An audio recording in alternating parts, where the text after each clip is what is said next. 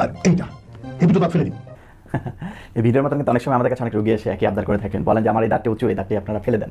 বিশেষ করে আমরা ক্যানাইন বা গেজ দাঁত যেটাকে আমরা বলি, অর্থাৎ আমাদের মাঝখান থেকে যদি আমরা তিনটা দাঁতকে কল্পনা করি, মাঝেরটার পরে তারপরে যে তিন কোণ আকৃতির চোখা দাঁতটি থাকে যেটাকে আমরা ক্যানাইন বা গেজ দাঁত বলি বাংলায়, সেই দাঁতটি ফেলে দিতে চান।